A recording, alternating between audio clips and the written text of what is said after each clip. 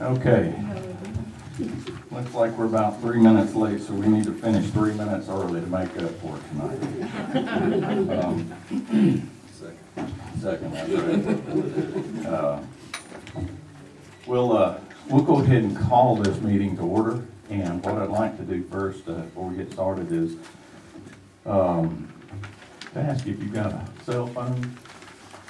You might check it to see if it's on silent or off, whatever your choice is on that. We'd appreciate it. We really would. We'll start with a pledge to our flag, moment of prayer, and then we'll jump right into this meeting. So if you would, stand with me, please. I pledge allegiance to the flag of the United States of America and to the republic for which it stands, one nation, under God, indivisible, with liberty and justice for all. Father, we consider it a joy and a privilege to be able to come to you again tonight, Lord. Thank you for all your many blessings. We pray, Lord, during this time of year, you watch out especially for those traveling and for those who are sick, those who are in need. Lord, we pray a special blessing on the family of Mr. Bob Fowler tonight, one of our planning and zoning board members. And Lord, we also pray for the family of Patsy Pierce. Watch over us, Lord, as we go through our meeting. Give us the wisdom and discernment necessary. Let us be pleasing in our efforts as we conduct our business. When we're through, Lord, watch us safely home. We ask these things in your name. Amen. Amen.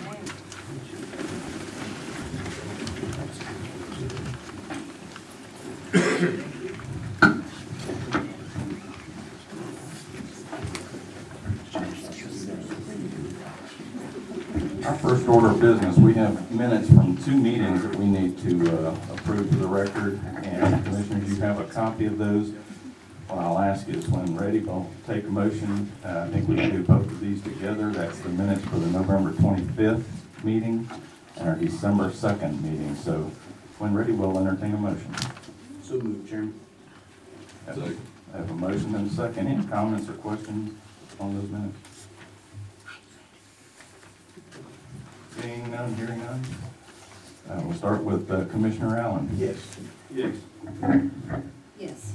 Yes. Yes. Okay. Under business involving guest groups or multiple visitors, tonight we have a couple of items that we like to do. We like to see these come around, and what we have tonight is first a proclamation. And what I'd like to do is I'm going to turn this over to Commissioner Allen, as this is in District 1, and I'd like for him to introduce the proclamation that the board will be voting on this evening. The proclamation is honoring Miss Julene Morris Johnson here with us tonight. Miss Julene Morris Johnson was born on November 13, 1929. She is the third of 6 children born to Mr. Albert and Nancy Morris, both of whom died by the time Miss Johnson reached the age of 13, after which she was raised by her Uncle Buck and Aunt Susie Freeman with the help of her grandmother, Miss Leela Freeman, who lived to be over 102 years old. Miss Johnson received her education from the Madison County Public Schools, Go Raiders, and the Gainesville Bible College. Miss Johnson was married first to Mr. James Johnson, and later Mr. Curtis Glenn Sr., had a total of 9 children from those 2 unions, and also reared one of her nieces. Miss Johnson worked at Colonial Poultry for 35 years, 30 of those as a Georgia meat inspector. Was then stricken with an illness that left her unable to work for a full year, after which she returned and worked for another 10 years as a healthcare provider. Miss Johnson is now the oldest member at the Soul Winners Ministry Church, where she serves as a prayer warrior, and to which she still drives her own car every Sunday. Ms. Johnson's home has always kept an open door for her family and friends. So now, therefore, be it resolved that the Board of Commissioners of Madison County honors Ms. Julene Morris Johnson for a life of service, sacrifice, and commitment to her family and her community. So resolved by the Madison County Board of Commissioners on the 16th day of December 2019. And Chairman, with that, I'd like to make a motion to pass this proclamation. I have a motion Second. and a second. I'll take a vote here, Commissioner Strickland. Yes. Yes. Yes. Yes. Yes. Outstanding. Congratulations.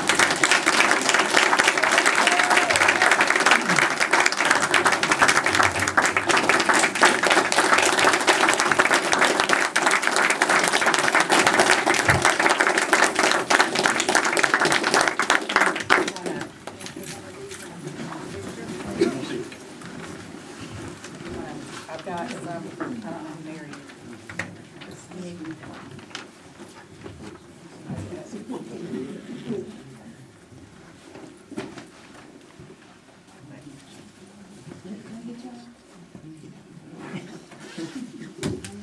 This is the fun part of politics here.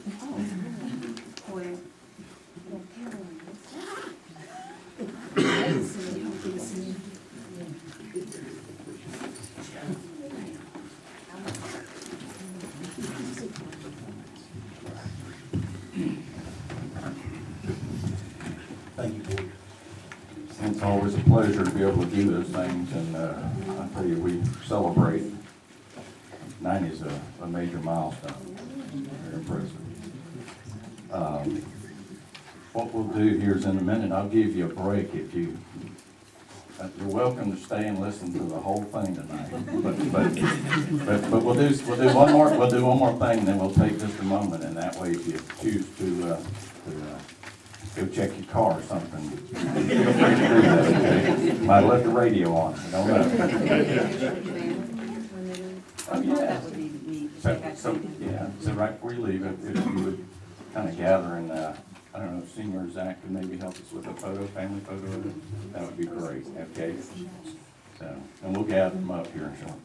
What I'd like to do next, though, before we do that, take that little break, is recognize Clayton Adams and Donovan Nelson's 4-H achievements. And to that end, what I'd like to do is I'd like to introduce Susan Goldman and ask her to share with us and tell us what they've done and why they're here tonight.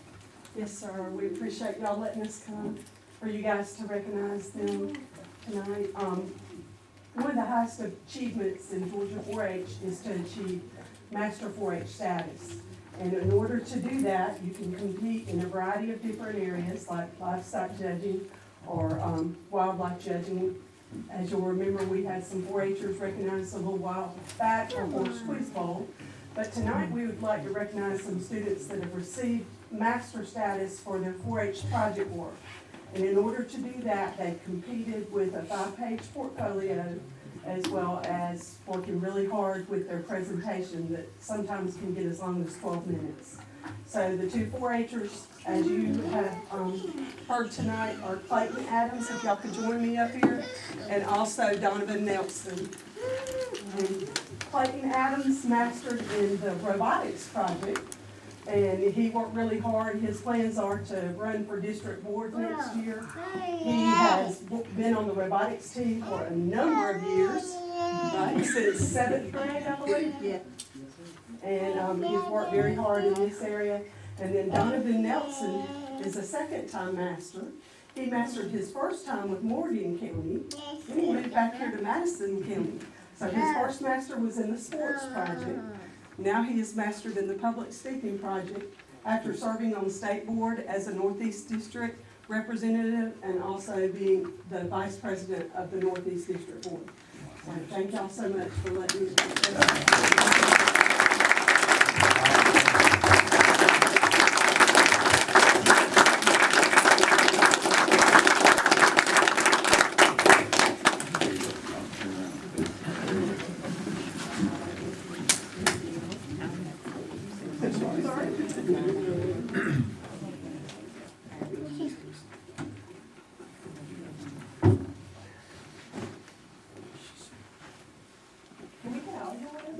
Everybody's like, getting away. We were trying to make it look better. Well, I was thinking, is it easier for them to come back there and get behind them? We come in this, but all. Congratulations. Congratulations.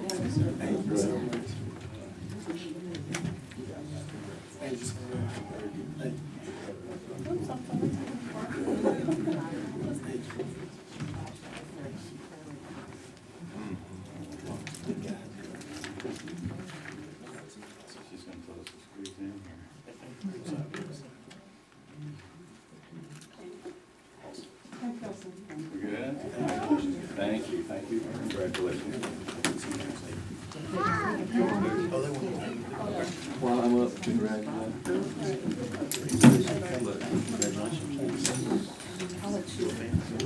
And what we will do is if you like, yeah, y'all wanna come up to it, like to get a family photo, can y'all make it? Yeah. All right, that didn't come out right, huh?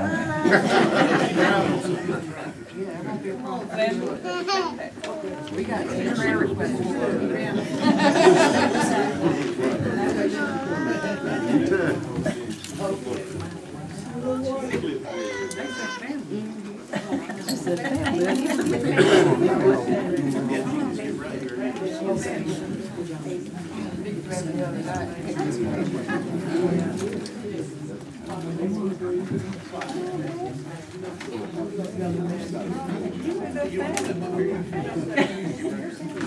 Gather around. Oh, okay. Sit back there. Okay.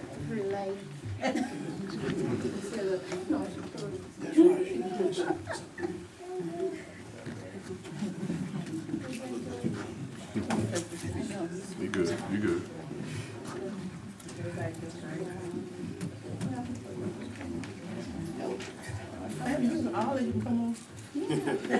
Y'all family. Y'all not getting it?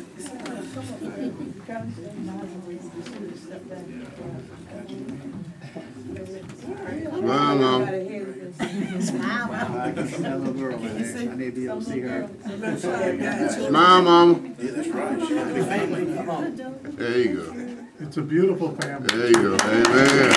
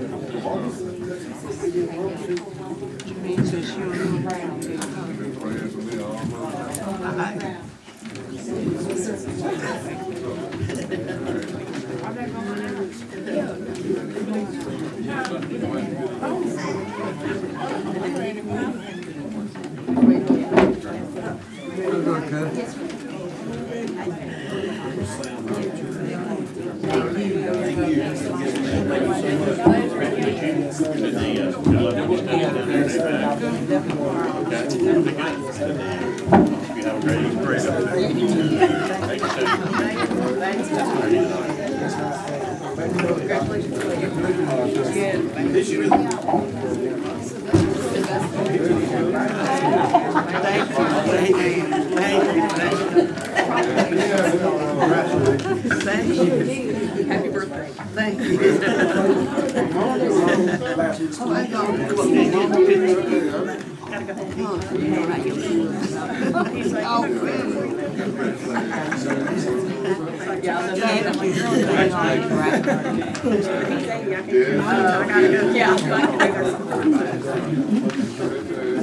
Thanks so much. I can come see you now. Okay.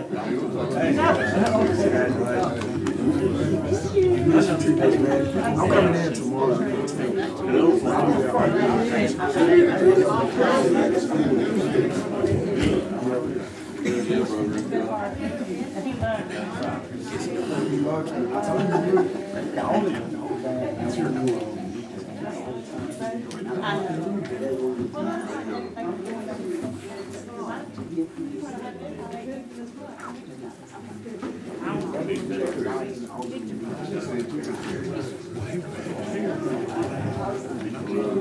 Okay. We'll go ahead and continue at this point.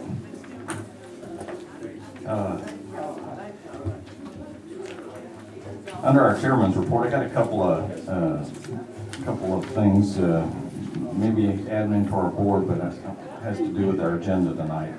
Before I do that, I wanted to highlight, we have Ms. Ann Thurkel, who's worked with our extension program now, and I'm hoping she's got 33 years, I believe it's 22 in the county, is that right? So she is retiring at the end of this month, and there's an invitation, she's gonna have a ceremony down at the Travelers Museum On the 20th. Just let it close about halfway there, Susan. Fire marshal will get angry with me if we close it. I think there's something about an open meeting act too that'll get us all in trouble here. I apologize, folks. I should have hit the air, turned it down. Hard to keep up with Mother Nature, but I did want to mention that Ms. Thurkel's retirement is effective at the end of the month. And if you see her, congratulate her and wish her well on that too. Okay, regarding our agenda, I've got two items that I'd like to ask the commissioners. I'd like to amend our agenda. We've got item number 16 on here, which was to consider a memorandum of understanding with the IDMBA, Board of Education, Chamber of Commerce for the payroll administration for Chamber of Commerce Director. I need to delete that item from our agenda tonight, as that will not be taking place tonight.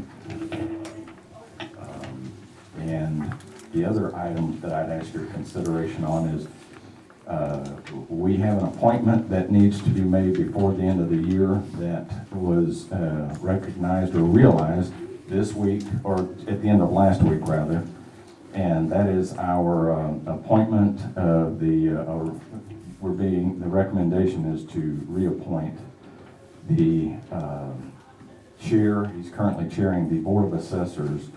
Ralph McKay's term is up at the end of this year, and that was an oversight. We had planning and zoning reappointments, but we did not catch that one, and I would like to, under urgent matters, when we get to that, if we can discuss and vote on that as well. So with the board's approval, or unless somebody has an objection to that, I'd like to cover those items tonight. Cover one and delete the other.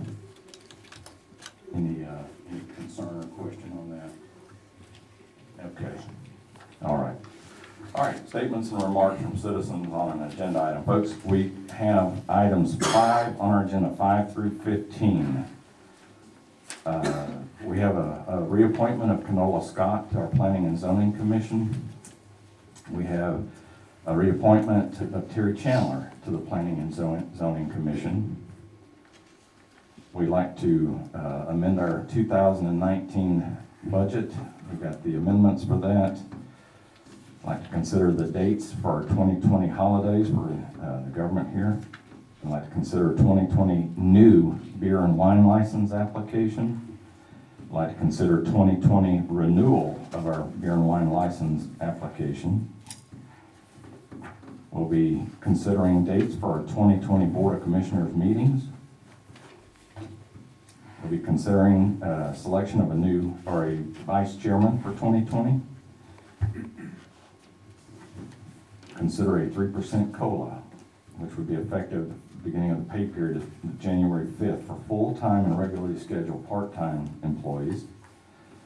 Consider additional salary increases for the facilities that were mentioned, and you have that in your thing that was listed in the material that was sent out. And last item is to consider an intergovernmental agreement with the IDMBA for payroll administration for IDMBA employees. So those are the items that, if you'd like to speak at this time, we'll go ahead and open the floor. And I'll ask you to keep your comments, since this is kind of a lengthy list, keep your comments limited to approximately 3 minutes if we could, please. Anybody like to address any of those items that I just mentioned? No. Mr. Chairman, I won't take up a second of your time. I'd like to talk about item number 11. We don't care when you meet, but at the last meeting, I heard one of your commissioners say, would you entertain the idea of meeting earlier? I don't believe that is appropriate, because people that do work, would like to have the time to get here to see what's going on with their commissioners and the decision that you're making. So I would ask that you at least keep the time at 6 o'clock, if not later. Okay. Anybody else?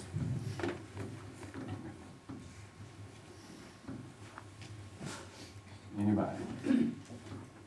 If not, we'll go ahead and get into the agenda. We have several items that are listed as a consent agenda because at the conclusion of our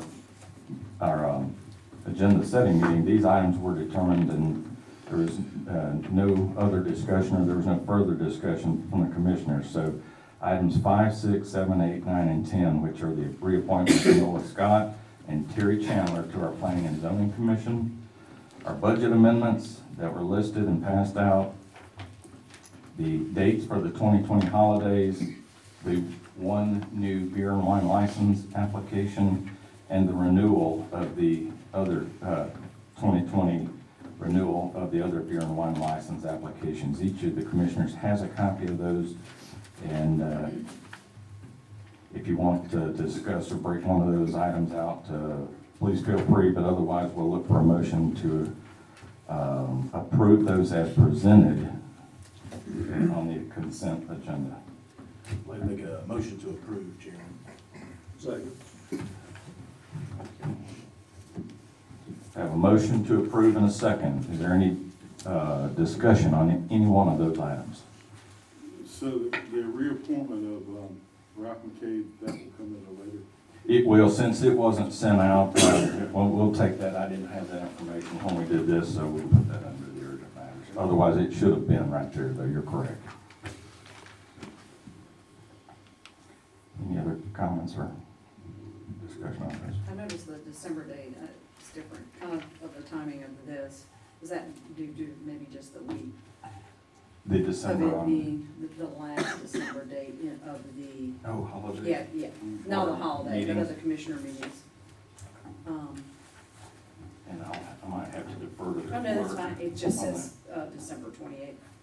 Whereas if it was, Yeah, whether it to be the 21st or the 28th, yeah, I guess not the holiday, the yeah, the meeting. holiday, yeah, I Right. understand The that, but commissioner the holiday's Right. on a Friday, so I guess that's.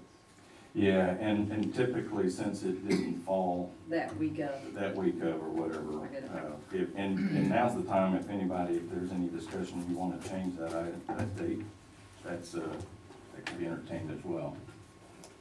The only other date you do would be what, 21st. 14th? Well, 21st is the Monday before Christmas, so we've never done it. I'm not saying it can't be done. Yeah. Usually we do it the week before or after. We're doing 5 to 10 right now? Right. oh, Yeah. I am so sorry, my bad, Okay, well, that's a. keep all that thought, hold that Okay, thought. No? thank you, Okay, thank you, Yeah. Mike. so, my cousin mentioned. So for those items 5 through 10, just 5 through 10 only. Lovely. We have a motion and a second to approve those as presented. Any other comment or question on this? Not on this. Okay. Then the vote to approve those, it goes to Commissioner Bettis. Yes, Yes. Yes. Yes. Yes. Okay. We already. All right, now, we're on to the dates for the 2020 Board of Commissioners meetings. And so we're at this one, and this was the comment that Melissa mentioned about the time on that. So we currently meet at 6 p.m., and I'll entertain a motion, and then if you want to discuss, revisit, or whatever.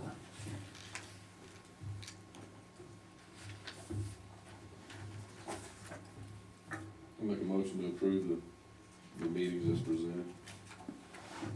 Second. Okay, now we can discuss. Yes. There we go. Any comments or discussion on the dates, times, anything at all that needs to be considered? I just didn't know if folks were trapped, they went out of town, Christmas would be back, that was all. I've got no objection to leaving it the week before, which would be the 21st. That's when I was. You think it's gonna be a conflict? That would be an amendment to be a motion then, right? I've got Commissioner Doster made the motion to amend it to. I'll amend it to adopt as presented, except with the adjustment from the December 28th meeting To the 21st. to the 21st. Okay, I have a motion to amend. Is there a second? Second. And I have a second for that one. Okay. Any other discussion, comments, or concern on that? Seems like, in case people are wondering about time, it's still got 6 o'clock on here as your meeting times. Right, so that's what was presented, so it would take a motion to change that as well, if that's your concern or your desire.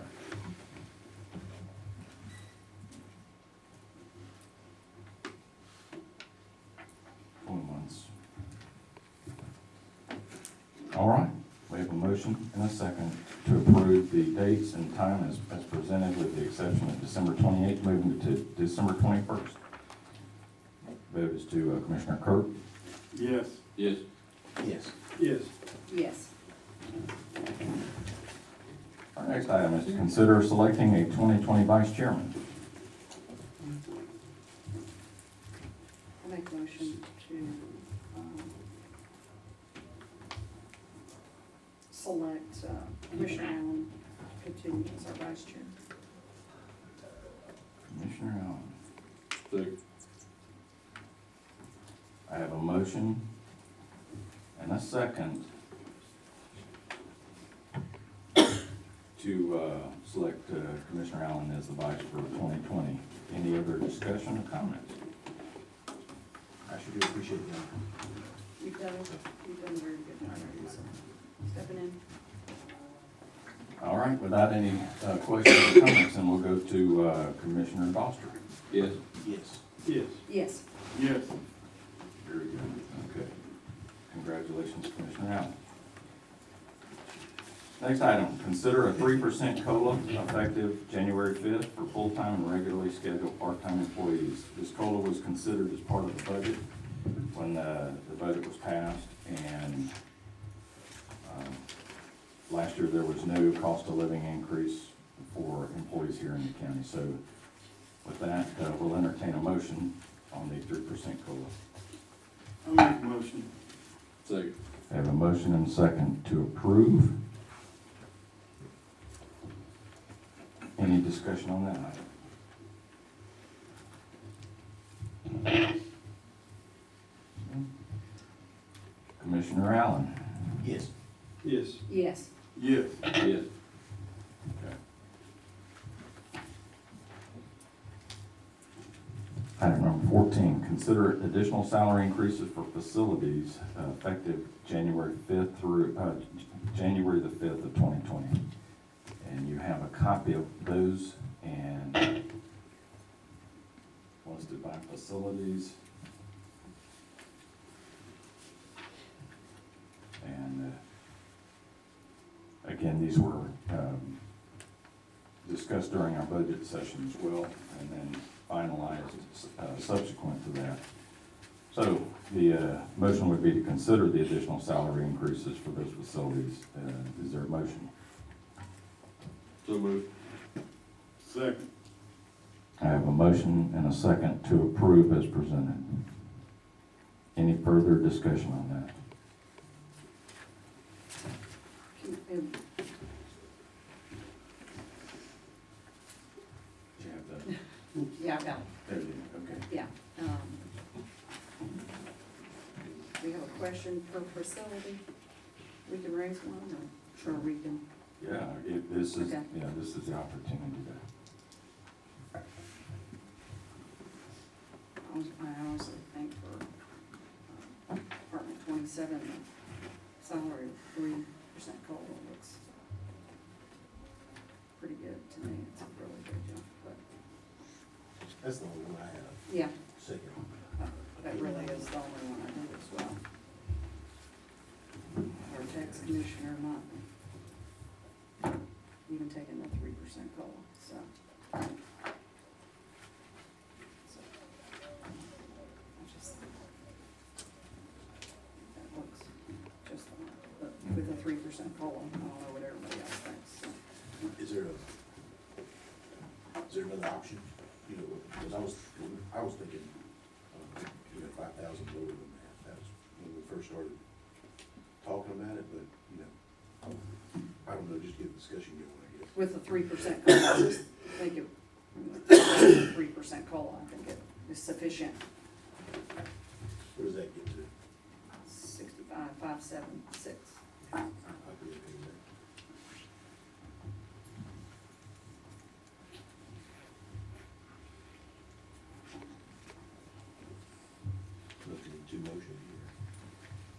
Right now, we have a motion to approve and a second as presented, so any discussion, if you wanted, I've got Commissioner Doster who made the motion, and Commissioner Kerr seconded, so if they wanted to amend, or if we wanted to take a subsequent motion and vote, then we can do that.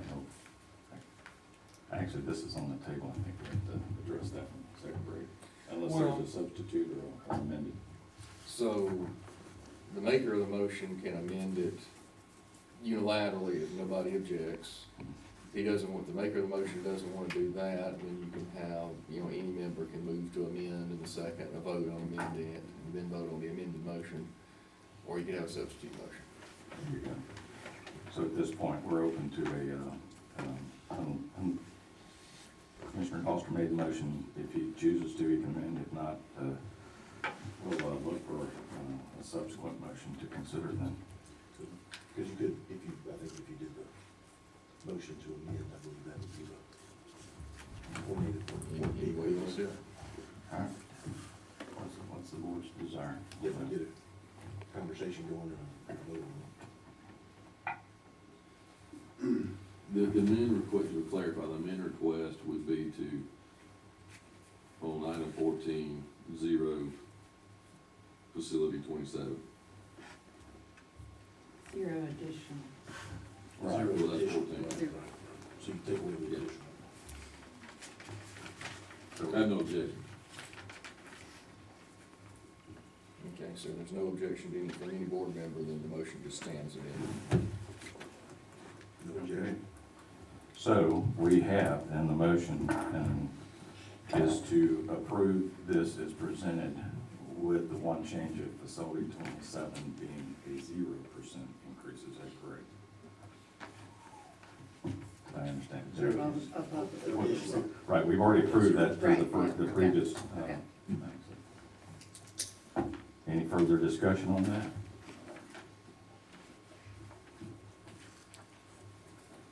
The vote then is to Commissioner Strickland. Yes. Yes. Yes. Yes. Yes.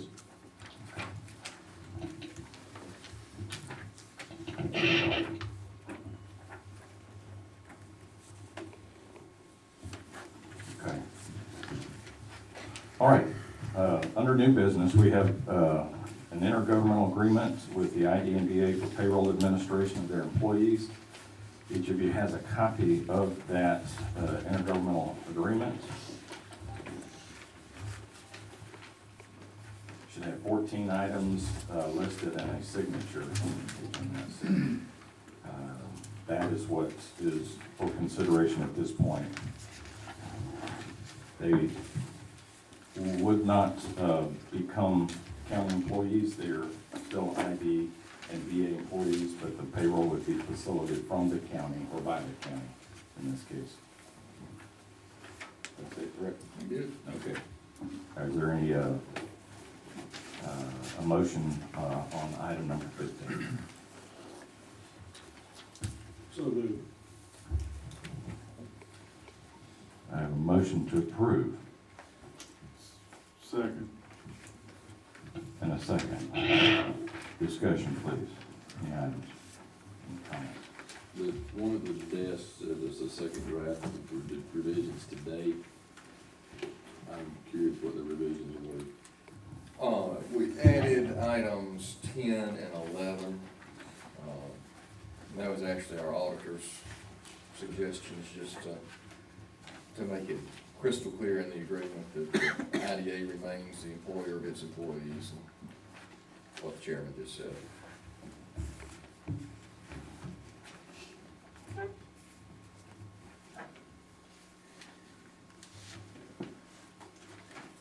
And answer your question, well, and that is the answer then. It was at the direction or the admonishment of Matt Miller to make those additions. Any other comments or discussion? So in actually administering this, it doesn't really bring any additional cost to the county.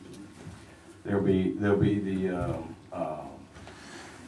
whatever additional time is necessary to actually process payroll, but the county currently does this for approximately 180 employees. This is 6 additional employees. The bulk of the work will be in the transition, and then after that, it would go back to being a relatively steady state. And there should be some savings on the NDA side. Is there? Savings on the IDA and the county side. Overall, the taxpayers, we offer the insurance and things like that at a lower rate. There's a benefit there. And you would be duplicating some of the financial or payroll services in both organizations. Do we have an estimated order of magnitude of those savings over calendar year? I do not have that. I do not. I'd have to look at their current policy. The IDA, right, currently only has 2 employees that receive health insurance through that organization. So it would be obviously the difference in those two, and I would defer. I don't know truthfully what that number is, but it's moving in the right direction as opposed to the higher direction. It is becoming cost prohibitive, as many people know, when you have small numbers to insure employees. And the one benefit of having a larger number is you get the group rate and the discounts on that. So I don't know, but again, just for the public's clarity, but the authority is going to pay those premiums for its employees. It's just a matter of putting them on the county's group plan to hopefully get a lower rate for them. right. All money is being spent currently will continue to be spent by the industrial authority. They will just be paying the county as opposed to servicing their own bills. Further clarification. Any other questions or comments on that? No, that's good. I want to make sure that everybody understands that that's not, it's an administrative thing, but I think ultimately it would improve our position as a county to do that.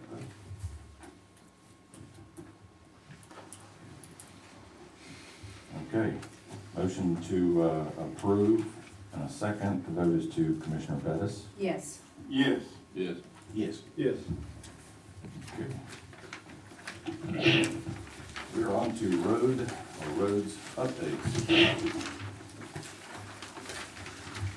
there any item that we need to discuss or highlight on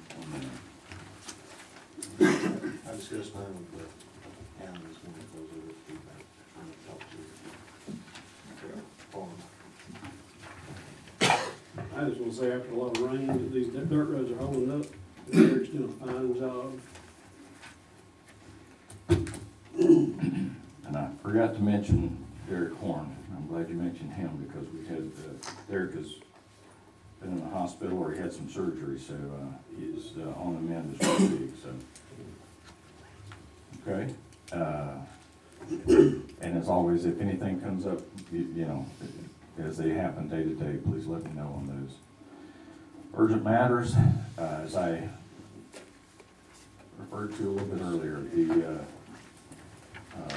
appointment of Ralph McKay to the Board of Assessors is a 3-year term, and it begins in January of 2020.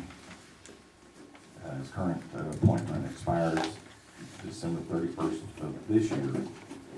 So this will be the last opportunity to do that, and that's the reason we bring it up under urgent matters. And it was truly an oversight as far as the appointment being due.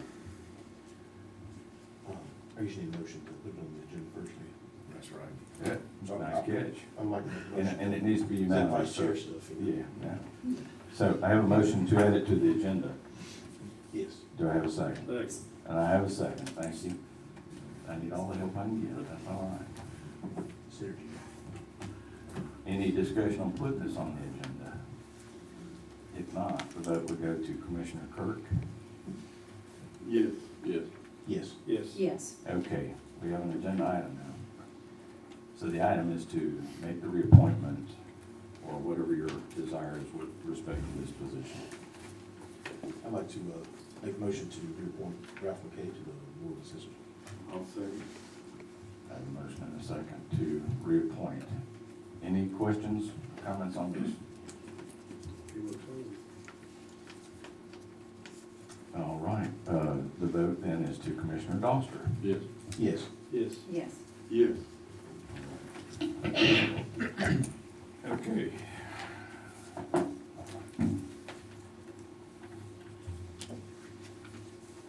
know what I realized I forgot to do? As part of my commissioner's report,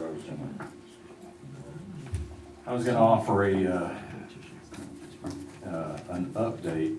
We'll have statements and remarks from citizens here momentarily, but if the board will indulge, I just wanted to, I sent this email out, and I also, I wanted folks to know of the efforts that have been or are being made with respect to the ongoing circumstance of Georgia Renewable Power. And I met with the owners, the executive manager of Georgia Renewable Power, executive director, I guess is his title, executive vice president, I'll get it right. And I met with their operations manager, and then I also met with the plant. Veolia is the contractor that is running the plant for both Madison and Franklin locations. In addition to the plant manager, David Groves, I met with Jackie Scarberry, who is the environmental safety manager for both facilities. So what I really wanted to do is to highlight some of the things that have been put in place and are being worked right now.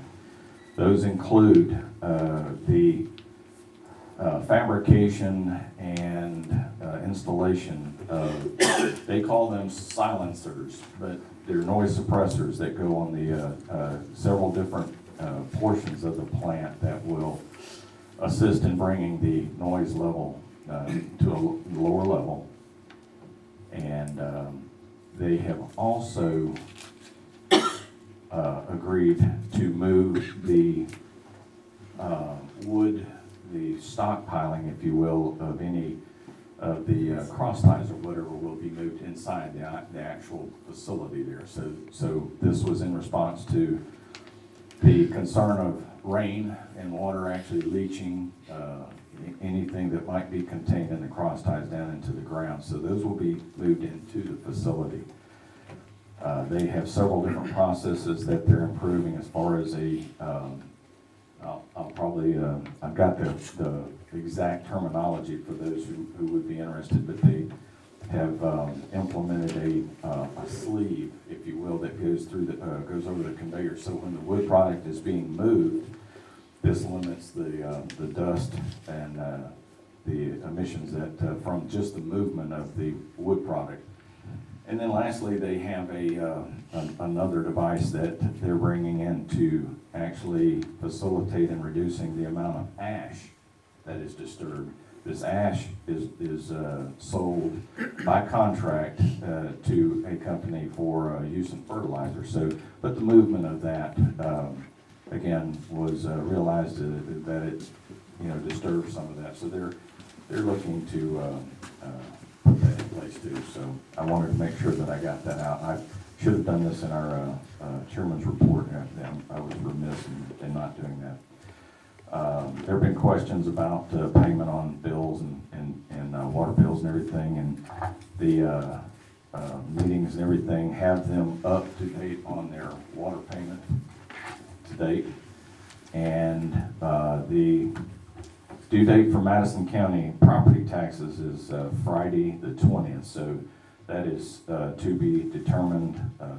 The folks that I met with are very aware of the attention and the visibility right now with Franklin County and their efforts. So they to me, they appear very intent on trying to make this a better arrangement, and they're intent on being a better neighbor. And I think that's largely a result of some of the exposure and the meetings and everything that have taken place. So again, Before I open this up for statements and remarks from the public, I did want to mention, at least give you that update. What I would like to do is we'll open up the floor for this, and I'm going to ask you to keep your comments limited.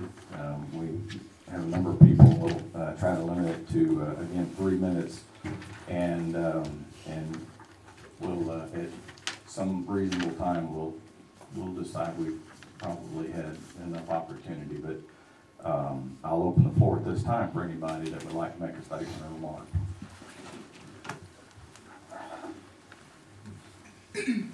First of all, I want to say that if I make a mistake or if I did this letter, you see these couple typos, my sleep patterns have been messed up because someone built this power plant not too far from where I live. So I'm happy they're making an effort, but there's a long way to go in some of the things they're doing. Tonight I'm here on behalf of the Madison County Clean Power Coalition, and I think you've all heard of us. And we've made an effort to forward information to all of you on the board too as we get it, because what we're looking for is an informed public able to make a rational, intelligent decision about what's going on in the county, in particular about GRP. So at the moment, I'm up here representing them. The group is growing all the time. The way our group works, it's a group of citizens that are concerned about what's going on. If you sign our petition, you're a member of the group because you put your name down and you feel like there's something that needs correcting and you want to voice your opinion. So right now, our group is already up about 500 people going towards 600 people who are concerned about what's going on there. After a while, we hope to present those petitions to the board, but I'd like to see those numbers grow to in the thousands, and I think they will based on the response we're getting. Because I think the board needs to be aware of just how concerned the citizens are. So because I haven't had much sleep, I'm just going to read this. And again, if I make a mistake, please don't hold that against me. And so on behalf of the coalition, there are a number of things the Madison County Clean Power Coalition would like to bring to the board's attention. All of them would require a reply and conversation with the board, and we realize that in this public comment part of the meeting, that the public speaks, but the board does not reply, and we're aware of that. That being said, though, we'd like to ask the board to call a special meeting sometime after the first of the year. The entire meeting should be on a single topic, GRP and its impact on Madison County. Besides the coalition, this would give citizens of Madison County an opportunity to express their concerns directly to you. The citizens of Madison County want this opportunity, and you, as their elected officials, owe it to them to give them that chance. Suggested invited guests to the meeting, besides yourselves, might be GRP, National Salvage, the Madison County Tax Commissioner, IDA, the company that runs the plant, and any other guests you might think of. This meeting should allow as many citizens as possible to address the board about their concerns and enough time to answer questions they might have. It will be a long meeting. You might consider a time limit on each question so people don't go on and on and on, so everybody has an opportunity to address the board. What's the plan for a long meeting? At our meeting on December 5th, we had it at the high school cafeteria, and there were seats left, but not many. And I would recommend to the board that you make arrangements to have the meeting there, because I can guarantee you there'll probably be standing room for that meeting. But again, I think it's something we should follow up on and do for the people who are concerned. We're doing as much as we can as a group, but I think they really want to hear from you as much as they want to hear from us. So I recommend using that, and I'm going to close by just saying that your citizens want to be heard, and you need to give them the chance to do that. Thank you. Thank you. Is there anybody else?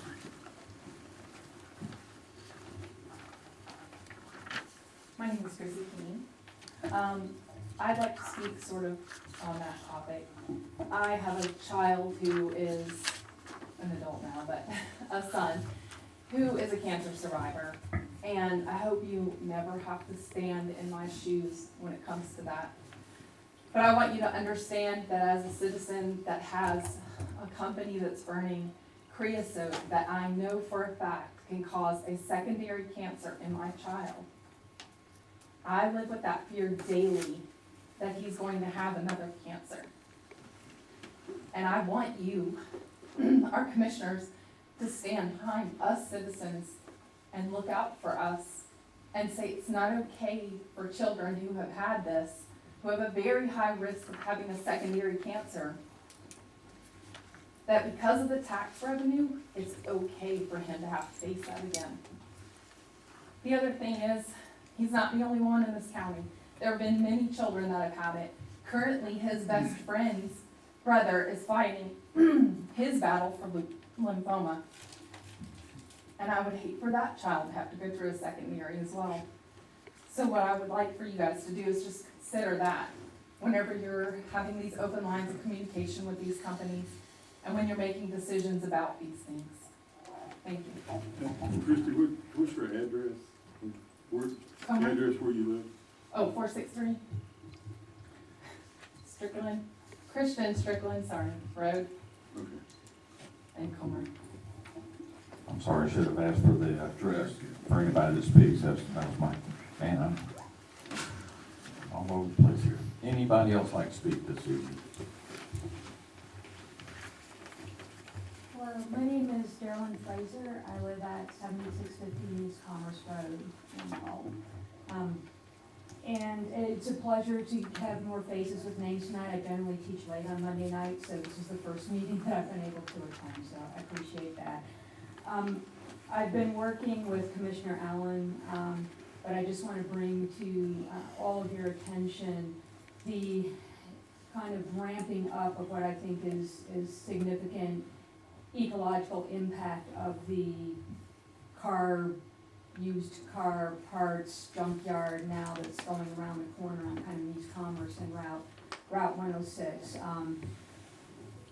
They had bulldozed things down when they first came into this area in this land a few years back, caused some death of trees, major drainage issue because all of their property drains onto my property. I share significant fence line or border with them. Back earlier this year, probably May, June, they started stacking cars in earnest back there, and they continue to do that. And in one case, the cars actually rolled over the top and rolled down into the woods. I'm concerned just that you know what's going on because it's a place where you can't really see from the road. You have to kind of be on my property there. There's an open invitation if anybody would like to come back and see that, and Commissioner Allen does know that as well, and I'll be following up with him. So I wanted to bring it to the entire board. That where it drains into a gully that goes into a pond that is mostly but not entirely on my property, that then overflows into a drainage ditch that goes into a creek system that continues down in the county. So I'm concerned long term of what I see going on and continuing there. Thank you. Okay, thank you. Anybody else?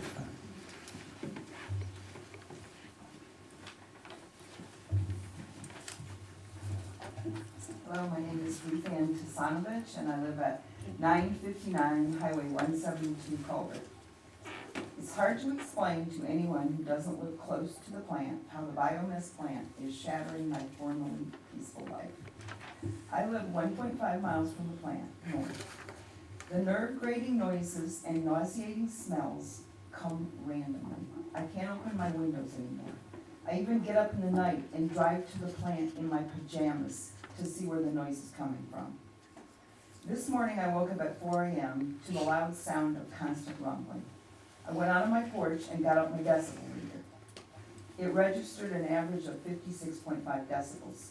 How ironic to hear my neighbor's rooster crowing, accompanied by the constant intrusive noise of the plant.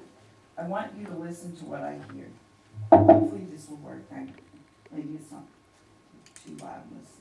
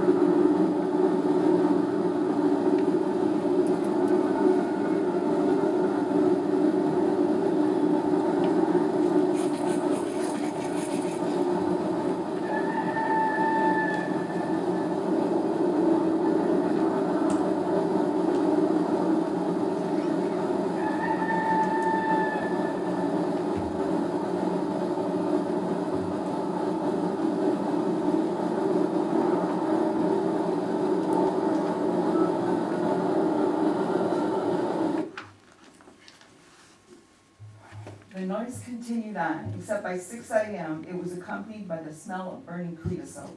My heart goes out to my neighbors who live closer than I do. What, excuse me, what would you say the decibel level was? It was 56.5. And I've read up my decibel meters. The phone apps are quite accurate. Of course, this is not a certified app because those cost $500. So you measured it with your Decibel phone? meters cost about $500. But what I've read up, like publications from NIOSH, which is a thing that I've read some of their publications, that phone apps are actually quite good.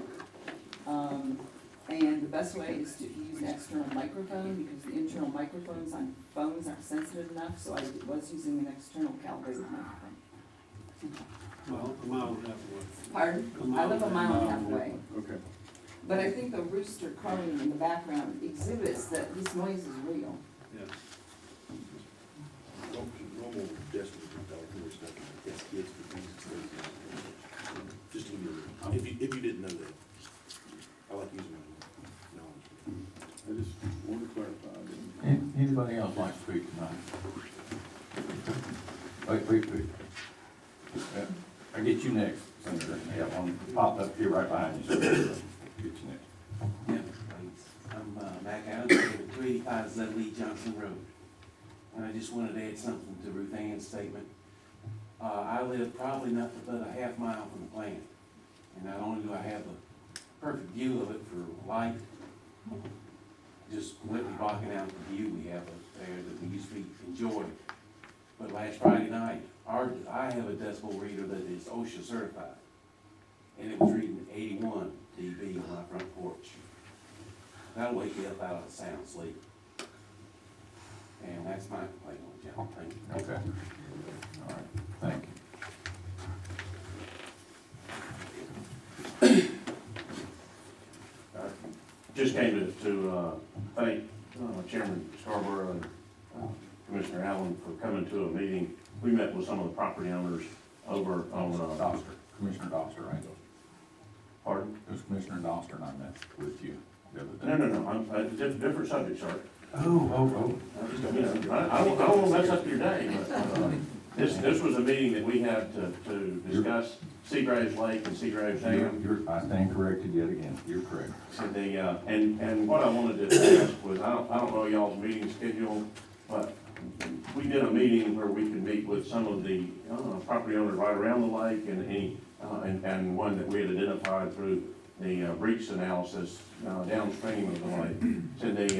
And what I wanted to try to do was to see if it was convenient for y'all's schedule, to invite you. You don't have to attend, but, because it is a, important thing here in the county, I wanted to have a more public meeting and wanted to invite any of the commissioners as well as, the Development Authority board members to a meeting on, January the 7th, which would be a Tuesday evening.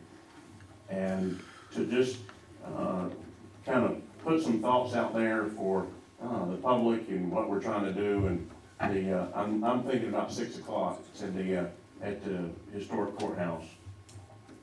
And for me, we got a lot of historians here in the county, and some much longer in the tooth than I. But Seagraves, like one of our treasurers, we hate to not be able to satisfy everybody, but we wanted to invite the public for that meeting if we can. If that works out in y'all's schedule, I'd like to invite the board of commissioners to a meeting then, and I've got to talk with our board about what we can do there. But in case there is a quorum, I want to notify our good friends with the press. Thank you. All right, thank you.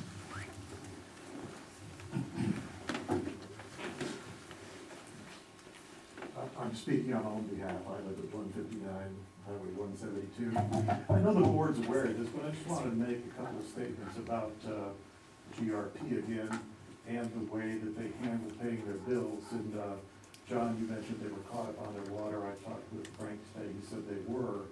I tried to find out when they paid that last water bill, because last month when they were behind 173, they made a payment the next day after it went public of $101,000.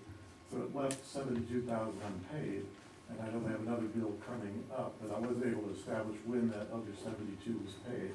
But the point I want to make to this board is, and I know you're not the IDA, there was $1 million escrow fund set up where if something happened with GRP, your bills could be paid out of that money.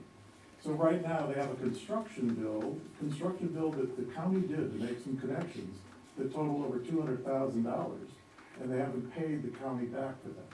So what I'm suggesting is, I think the deadline, the way the contract reads, and I read the contract, and I don't know how many of you read the contract, but this escrow fund could be used to pay bills if GRP hadn't got their CO, their commercial operation certificate by October 31st, 2019.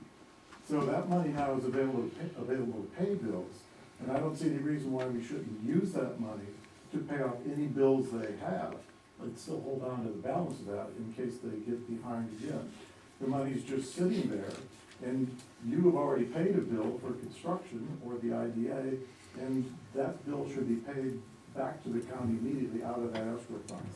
I think, and I'm not a lawyer, I would jokingly say that Holly in once, but you might not catch that joke, but I think it's time that we started making them pay their bills on time. If I was behind on my water bill, and I'm not connected to your system, but I'm sure I would receive a notice and it would be turned off. You know, the idea that we can let them go a while because we have this $1 million, that's like verbally changing a contract that they went and agreed to do with us. So I'm just saying that the money's there and there's no reason to leave these bills outstanding when we have money available, that we could just pay them and do it legally. And again, I may not have all the facts right, but I do think that's the way it's supposed to work, and that's the way we should make it. Thank you.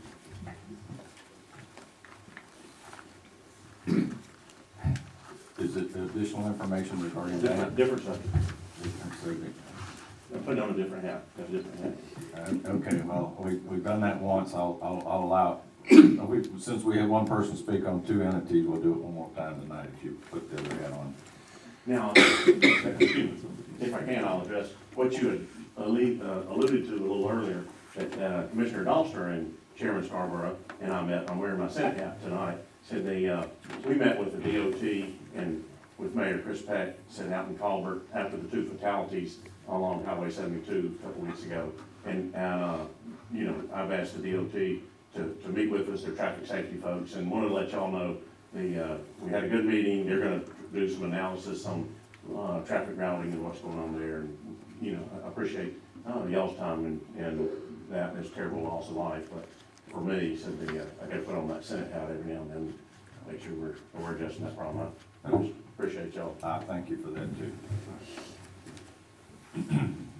And for those of you who weren't in attendance at our last meeting, there were several that spoke and were looking for some sort of movement on a possible solution at that section of Highway 72. So that's what that was in response to. Okay. Anybody else tonight?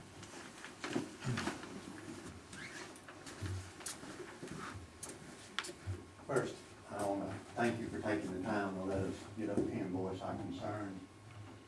My name is James Highsmith. I live a mile and a half, like that lady from the plant. And I just kind of want to give you an idea of what we're going through being close to that plant. Like she said, Can I get your address? 728 McCarty Dye Road, that's called it. I was woken up at 3 o'clock this morning, which sounded like jet engines taking off down my driveway. And not to be disrespectful, but if I wanted to listen to jet engines, I would have bought a place next to an airport. At 8:30, when I stepped out, that same noise was still there. In addition to this, there are times when the whole community there is experiencing what I call obnoxious smells, annoying smells, and then some irritation to our sinuses and throat from inhaling the emissions that's coming from that plant. I'm not gonna make any assumption about who knew what, including you as the commissioners or the Senator Frank Jen or anybody else about what they knew before this plant was going in. All I can do is go by what I read. And I know in an article that was released by the Senate Press Office on December 4th, 2017, it stated in there that, and I quote, "This will be material that can be grown, consumed, and replanted." I don't know what universe anybody would think that railroad ties would meet that criteria. In addition, there was an article in the Biomass magazine dated April the 24th, 2018, where GRP clearly stated that they were fully committed to burn railroad ties. One can only think that that's what they plan to do. We don't have to make assumptions about this plan anymore. It's a toxic waste industry that is polluting our air and our water, as well as our peace and tranquility from the unbearable noise that's coming from this plant. At some point, you have to sit back and say, does this make common sense? And this doesn't make any common sense to let a plant come in here and burn toxic substances like railroad ties. You were responsible for bringing this toxic industry into our nice, clean, rural environment. And as far as I'm concerned, it's your responsibility to clean it up. Your loyalty should be to the citizens of Madison County, especially those who are adversely affected by this industry. I would assume you're aware of action taken by Franklin County Commissioners regarding their plan. We just hope that you take the correct action and look after your citizens and do the same thing. Thank you for your time, I appreciate it. Thanks, sir.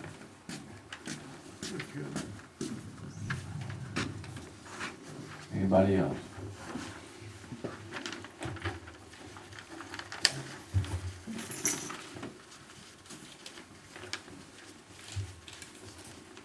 My name is Lisa Stevens, and we live at 893 Diamond Hill Culvert Road, about 2 miles away from the plant.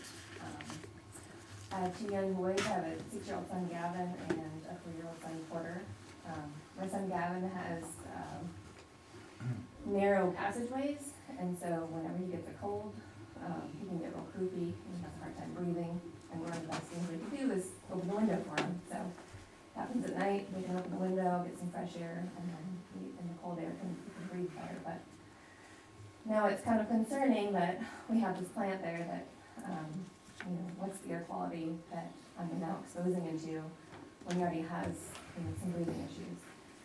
We also have a small creek on our property towards the back. We'll be getting the water tested, but it's concerning on, what's getting directed into the creek. I'd like to suggest that while the plant is putting in these safeguards that you've talked about, I don't know how long that's gonna take, but I would like to suggest that they cease operations until those things are put into place. Thank you. Okay, thank you. Anybody else tonight?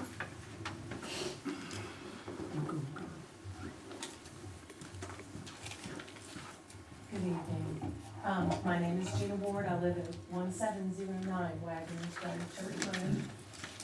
I have spoken with all of you before about noise and the problems that the residents have encountered. But I just want to reiterate to you how absolutely terrifying it is to know that somebody's burning railroad ties 7/10 of a mile from my home. And when I wake up in the middle of the night and I smell it inside my home, I am trapped. I cannot sell my house, and I have to lay there and breathe it, just like my neighbors do. I think that the health of our community is at great risk, and we are experiencing it under my own roof. The migraines are becoming more and more common. My child is having nosebleeds. He's never had them before in his life, and we're talking 3 in one day. And the health concerns are where I'm at, and I have fussed and rallied about these railroad ties enough. You've heard it.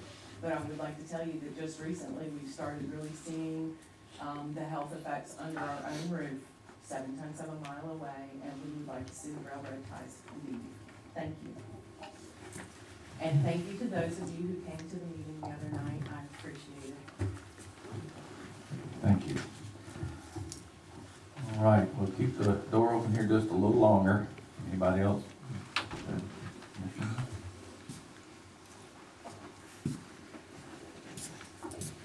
I'm just gonna give you a heads up where we're staying on the tax bill. It's due the 20th.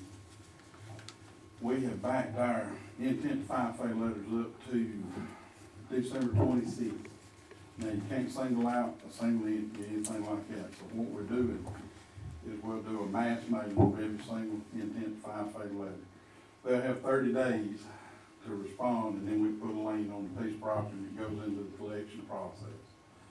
And what I did was I set a dollar amount on single year collections, so we'll be able to, I mean, everything's above board, everything's on up and up, it's just the way we're gonna do business from now on.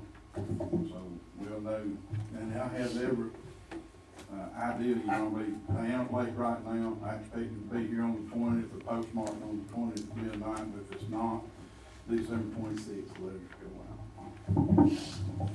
Fair enough. Thank you. Anybody else?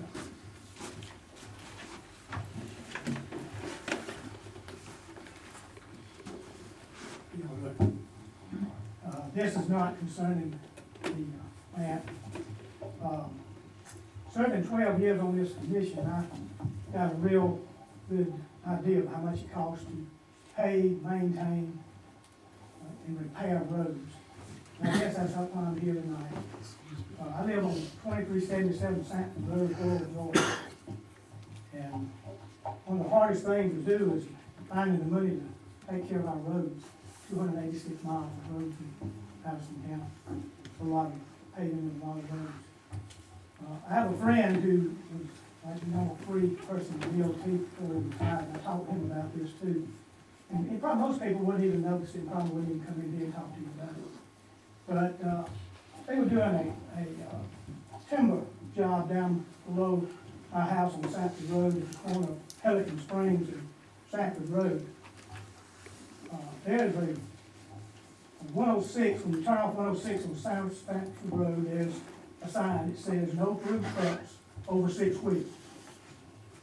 And I don't know if they didn't read, and don't want to do what the sign says, but they were hauling these logs up Sanford Road, on up to Seagraves Mill, to get to their area up in Commerce. And I've been told by a couple of people who supposedly know what they're talking about, that you're supposed to go to the closest state highway to use when you're using, when you have a situation like this. They're not doing it. They're going on county roads which are not designed, according to the guy from DOT, not made and prepared for that kind of travel.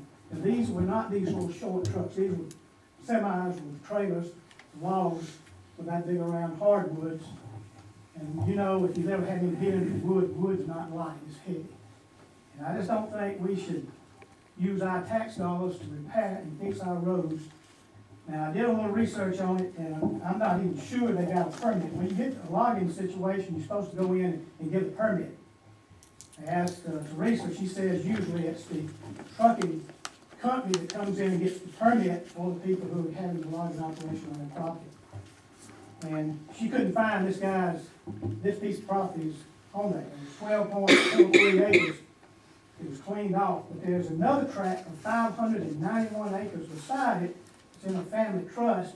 She said they had gotten one, but it wasn't done. It was done on the piece that had 12.43 acres.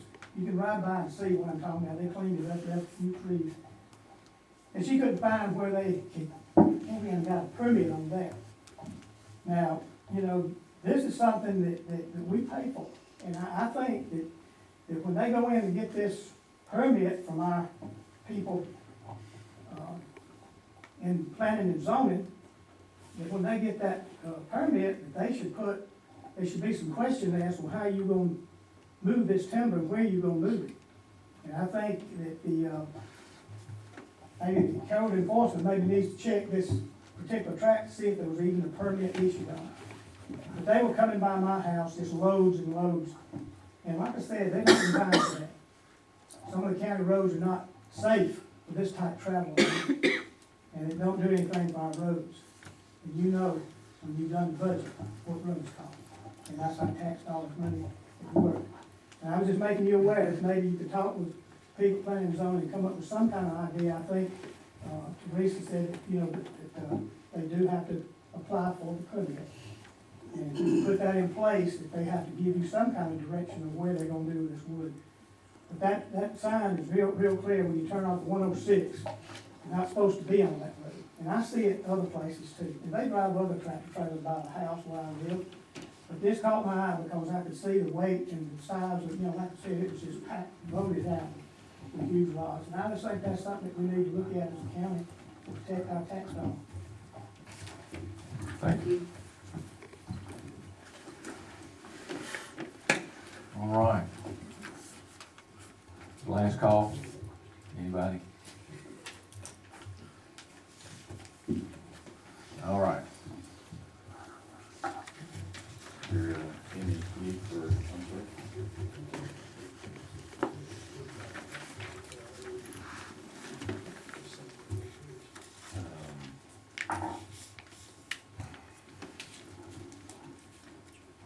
I'll defer to the attorney on this. I think, at this point, I don't know. I'm not sure what. Folks, I know that Franklin County, for those that was mentioned in a comment here, that Franklin County had sought relief through magistrate court, which is it's a lower level court that'll assign a fine for a violation. In this case, they cited, I believe it was listed as a nuisance, to include noise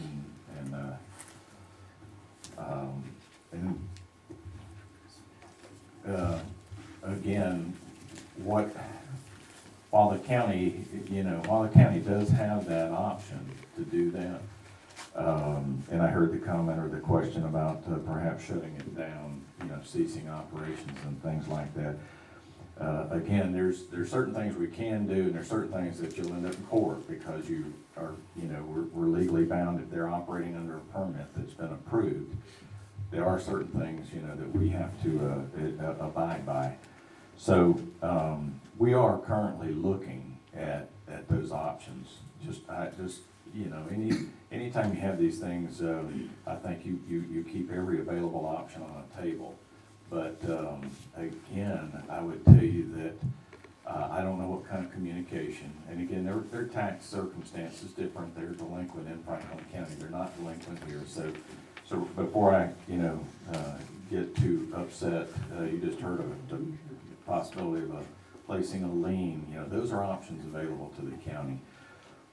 They're not. I guess I don't want to sound too flippant though, and misspeak here and say that one person's concern is not near as important as tax dollars or whatever. We're trying to look at it in its totality and looking at everything. So, and you have to, I trust and I believe, based on what I've seen through some of the organization here, that the people have met and they've talked and they've tried to gather information. You don't have quite that visibility on us, or certainly not me, but to the extent I can, I'm meeting with them, I'm talking with them, I'm trying to secure many of those things that we need them to do. I'd rather them agree to do it instead of me suing them to do it. Long term, they're gonna be here. I'm satisfied regardless of what they're burning. Consuming, burning, or the comment about being able to eat and whatever. This permit was for C&D from the first day, so I don't know that I would have ever thought about consuming that personally. But my point is, a lot of this is in the details of what has been permitted. And as far as our legal options, I'll yield. I will actually yield to our county attorney, but I think if the question is what's available, he can tell you what's available, but he probably would not share what the board is gonna do, because that's quite honestly not his role. His role is to advise this board on those actions. So for him to sit here and tell you what, the county's gonna do, I think is a little bit, to me, it's a little bit misplaced. So, and I'll defer or I'll yield if you wanna, if there's anybody that would like for the attorney to speak at this point, I'm more than happy to hear it. Okay. So just to address the option Franklin County's taken, so as the chairman said, they've, and all I've seen is what I read in the Franklin Citizen, and well, Commissioner Strickland shared just with me before the meeting, the minutes from their meeting, but apparently they're pursuing just simple ordinance, local ordinance violation, through the magistrate court, which, you know, is limited as to what the relief can be. It's basically a fine, as the chairman said. If you're talking about actual abatement, some sort of injunction, that has to be a superior court action, and that is potentially a possibility. That would raise the stakes on both sides. So, that's probably, you know, that would be litigation, and that's probably something that if the board's interested, we should discuss in executive session. But, just to address those two possibilities. Okay.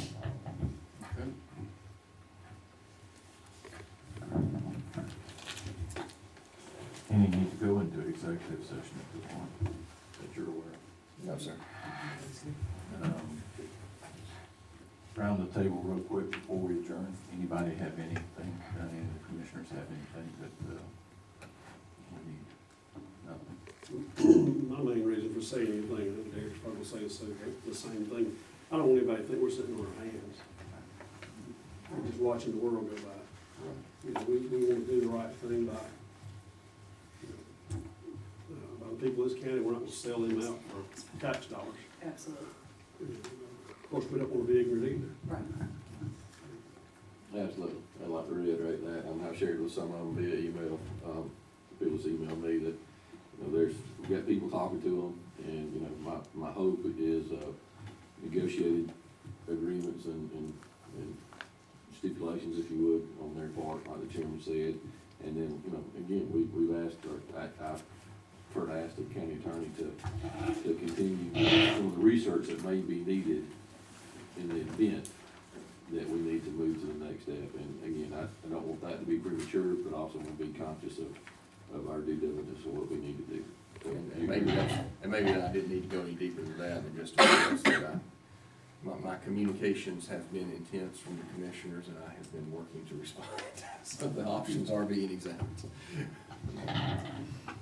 And I also, one of the comments was a timeline and everything, and I also wanted to relay, and I believe the plant puts out an update, and their timeline is a January timeline. They're having this equipment delivered, and they're looking for a January install date. So this is actually being worked, and we should see relief in some form from both the noise, the visual, you know, when you drive by and you see mountains of these cross ties or whatever. The fact that they're inside doesn't mean they're gone, we all know that, but what it does mean is there's no leaching, there's no ground source as far as those cross ties doing anything. Small factoids here, and I know everybody, you know, can take a graph and turn it one way and make it read one thing, they can turn it a different way and make it read something, but I'll share with you that CSX has about 35,000 cross ties per mile. They've got 90,000 miles of rail. Those cross ties have been on the ground a long time. I want to keep everything in perspective. I don't want to, I want to avoid a knee-jerk reaction, but I also don't want it to be uncapped. We want to make sure that we're looking at these things. So again, a lot of attention. Much of it you can't see, you can't know, because you're just not here. But that communication is happening. So. And I heard somebody make a comment too about us luring them in here. I mean, we're not the Chamber of Commerce, and we're not the IDA, and there's not a single person on the IDA that was here when this thing started. You know, so all we know is what we've heard, what we were told was going to happen when they came in. God knows nobody ever thought they'd burn cross ties. Chairman, if you don't mind, I just think it would be appropriate, it's the wrong word, but maybe appropriate to ask GRP as a good faith effort, being a good neighbor, maybe they could, since pallets and things like that was the primary thing they should be burning, maybe they could stop burning the cross ties for a little bit. Yeah. Until they can get stuff in there, and you know, I don't know if they will, but maybe we can ask them and just see if, you know, if they can use other fuel sources for right now until we can figure this out, because obviously people are having problems. And, you know, it's definitely a very, very serious issue. And so if we could go to them, and if they are willing to be good neighbors, and they're very serious about it, maybe they will, you know, at least stop burning those. I'm telling you, I think the creosote burning the creosote ties seems to be the main concern with the citizenry. And so, you know, that's what the signs say on the side of the road that people are putting out. And, you know, obviously they're, you know, like I said, if they're gonna be good neighbors, maybe, you know, we go through and ask them to maybe use the other fuel sources that they were gonna use. So, but that's what I would like to see in the meantime. Anybody else have anything? Just one thing, I have the same concerns that the other folks on the board do. And, you know, GRP is not the only thing that we have currently in Madison County where we have, some possible, you know, contamination being put out.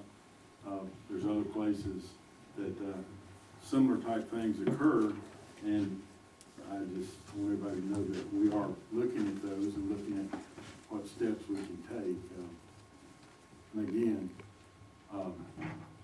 as John said, we need to be doing the prudent things, and the, money's not everything, but when we start going into, as Mike had talked about, going into litigation, you know who's gonna have to pay for that? It's all the citizens of Madison County. So if we can work out some compromises without having to go into that litigation and then start putting out that money for lawyers, because frankly, folks, this extends further than just local. We're trying to do the thing on the local level, but the federal government has allowed cross ties to be burnt in these kind of facilities, and the state of Georgia has also, you know, in compliance with that is also, you know, there is no other laws that I know about that is preventing it. And so whatever we do at a local level, we got an uphill battle. I think Mike would probably agree that to go in and try to, in a legal match to, because it's, you know, they've got legislation that's been approved that is higher than our local level. So we just gotta do a couple of things. But very concerned. And some of you talked about cancer. I know about it, so I understand where you're coming from. Okay. Is there anything else, Commissioner? Motion to adjourn? We're adjourned. Thank you.